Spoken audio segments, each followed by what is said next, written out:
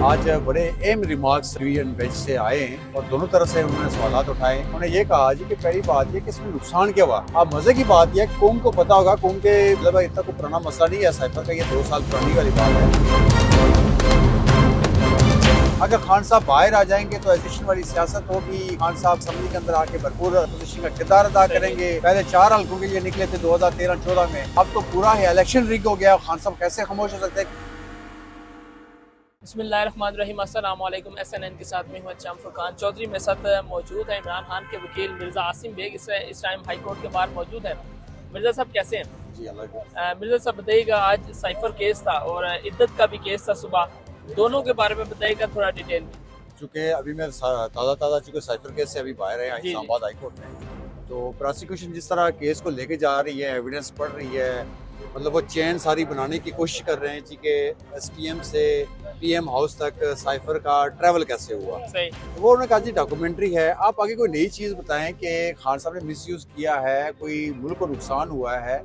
आज बड़े अहम रिमार्क्स डिवीजन बेंच से आए हैं और दोनों तरफ से उन्होंने सवाल उठाए। उन्होंने ये कहा जी कि पहली बात ये कि इसमें नुकसान क्या हुआ।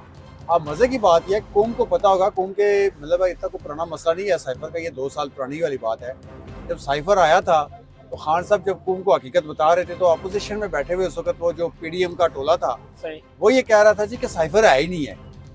अब साइफर आ गया, हकीकत होगी। 2 टाइम, एक दफ़ा खान साहब की हुकूमत के दौरान उसको डिमार्च हुआ, फिर PDM की 13 जमातों का जो इत्तेहाद आया हुकूमत के अंदर, उन्होंने डिमार्च किया। साइफर था तो डिमार्च हुआ। अब साइफर मानते हैं तो तभी फंसते हैं, साइफर नहीं मानते तभी फंसते हैं।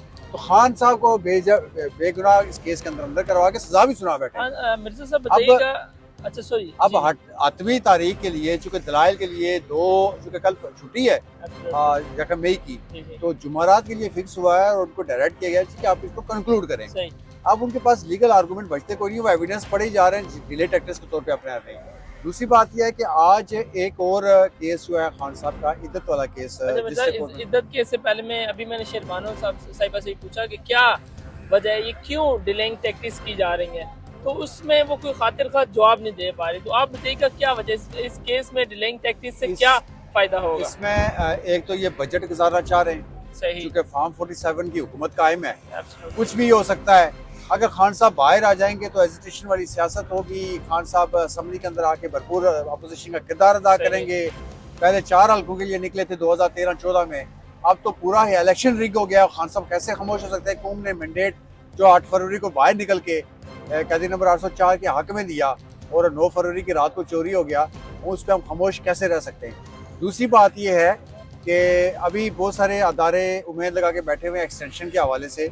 अगर एक एक्सटेंशन होगी तो फिर दूसरी भी होगी, फिर तीसरी भी होगी। तो खान साहब आगाह कर चुके हैं सुप्रीम कोर्ट को लेटर देकर, तो खतर ख्वाह वहाँ से सुप्रीम कोर्ट से कोई बबांगे दोल अभी तक उन्हें हाँ या ना नहीं की है। अभी समझ में नहीं आ रहा कि ये PDM जो हुकूमत अभी कायम कर दी गई है, जो असम्बली के अंदर बैठी हुई है, इख्तियारात तो इनके पास है कुछ नहीं, और ये बड़ी बड़ी बातें कर रहे हैं, अपने कद से ऊंची बातें कर रहे हैं, आसमान पे थूकने की कोशिश कर रहे हैं कि हम बानी PTI के साथ मुज़ाकरात करने को तैयार हैं, हम ये करना चाहते हैं। हमने कल यही कहा कि इनके पास इख्तियार है भी या नहीं है। इख्तियार ही नहीं है तो ये बेमानी है पार्लियामेंट के अंदर बैठे हुए।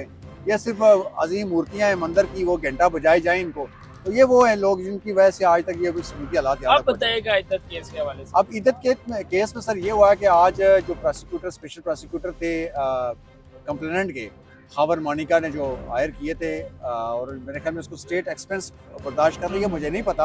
ये अब तहकीकात होनी चाहिए इसके ऊपर, पता करें कि इसको एक्सपेंस कौन बियर कर रहा है, इसकी फीसिस कौन दे रहा है खावर मानिका के वकील को। दूसरा भी है कि आज डिले टैक्टिक्स के तौर पे उसने अपनाया और आज खावर मानिका को लॉन्च किया उन्होंने। अच्छा, अब खावर मानिका आया तो जो देखें, हम ये नहीं चाह रहे थे, खातून अव्वल है सबक, और मतलब इमरान खान साहब की जोजा है, ये 2017 में तलाक दे चुके हैं, इनका मामला तो रफा दफा हो चुका है। सही। अब ये आके जो कोर्ट में दोबारा असर नो, मतलब उस केस के अंदर जान डालने की कोशिश, एक मुर्दा घोड़े के अंदर जान डालने की कोशिश कर रहे थे। मकसद ये था कि डिले करना था, वो अपने मकसद में कामयाब हो चुके हैं। एक एप्लीकेशन दायर की, एप्लीकेशन बड़ी मज़ाका खेज थी। एप्लीकेशन ये थी जी कि हमें जज के ऊपर इत्मीनान नहीं है, और उसकी वजह ये बताया कि जज 22 हो चुका है और इसकी एफिलेशन जो है ना ये दूसरी साइड पे है। सही। उन्होंने कहा जी मेरे पूरे जॉब के कैरियर के अंदर इस तरह का कोई एलिगेशन पहली बार आ रहा है और आप दे रहे हैं, और ये एज से है और आपने ये कैसे प्रिज्यूम कर लिया जी कि मैं जो है ना दूसरी तरफ का साइड ले रहा हूँ या सिंपैथी रख रहा हूँ या कोई इस तरह का सूरत हाल है।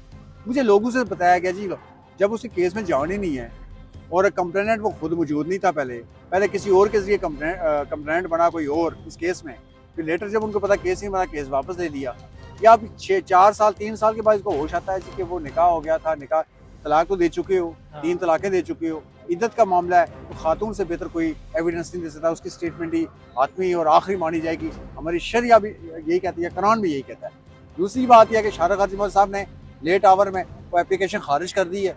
अब 8 मई तक गया है केस, इंशाल्लाह वो उसको डायरेक्शन हुई है वो केस कुछ। थैंक यू सो मच जी। नाज़रीन, ये थे मिर्ज़ा आसिम बेग जो दोनों केसेस के हवाले से इज़हार ख्याल कर रहे थे।